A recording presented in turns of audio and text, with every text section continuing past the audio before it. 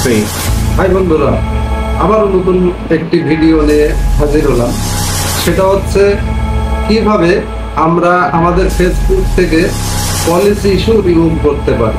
তো বন্ধুরা, আমি আমার মোবাইল স্ক্রিনে যে আপনাদেরকে দেখাবো কিভাবে আমরা পলিসি ইস্যু থেকে রেহাই পেতে পারি। তো চলুন আমি চলে যাব। আমি আমার ফেসবুক অ্যাপস থেকে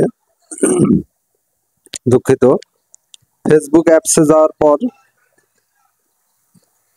আমরা কিভাবে চলে যাব যে এই যে ভিডিওটা আপনারা দেখছেন চলছে, এই ভিডিওটাই আমার দুটোই আপেক্ষিক ব্যাপার। ফেসবুক রুলসের বাইরে মন থেকে যদি সম্মান না আসে যার কারণে ফেসবুক কর্তৃপক্ষ আমাকে নোটিফিকেশনের মাধ্যমে জানিয়েছে যে ভিডিওটি স্যারের মাথায় ঢোকাবেন না মিস, রিমুভ করার জন্য, সরিয়ে ফেলার জন্য। আজকাল টাকা দিলে আমরা প্রথমে নোটিফিকেশনে যাব যে আসলে দেখব।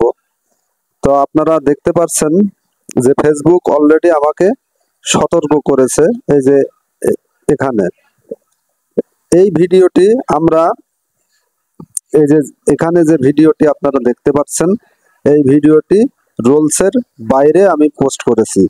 তো বন্ধুরা, আমরা এই ভিডিওটি এখন ডিলিট করব। এখন আমরা চলে যাব সি ডিটেলে যাওয়ার পরে আমরা চলে যাব কন্টিনিউ যাওয়ার পরে আবারও কন্টিনিউ। এরপরে এখানে দেখুন তিনটি অপশন আসছে। আপনারা সব থেকে নিচে রিমুভ ভিডিও যেখানে, ওখানে যাবেন। রিমুভ ভিডিওতে যে কন্টিনিউ করবেন, ডিলিট ভিডিও আসবে, ডিলিট ভিডিও কন্টিনিউ করবেন। এরপরে কিছুক্ষণ অপেক্ষা করার পরে ক্লোজ আসবে। আপনারা ক্লোজ করে আপনাদের ফেসবুক পেজে চলে যাবেন। এইভাবে আপনারা আপনাদের ভিডিও ডিলিট করতে পারেন। এখন আমি রিফ্রেশ করলে আমার ওই ভিডিওটি চলে যাবে।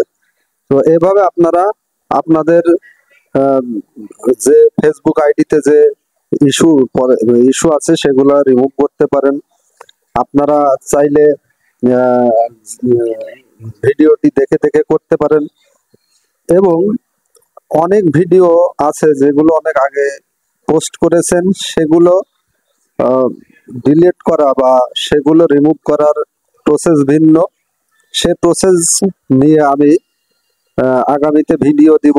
খুব সহজে আপনারা সেখান থেকে আপনারা আপনাদের ফেসবুক থেকে পলিসি ইস্যু রিমুভ করে দিতে পারবেন। তো এই ছিল আমার আজকের ভিডিও। সকলেই ভালো থাকবেন, আমার চ্যানেলটিকে সাবস্ক্রাইব করবেন, লাইক কমেন্টস করে পাশে থাকবেন। ধন্যবাদ সবাইকে। সকলেই সুস্থ থাকবেন, ভালো থাকবেন।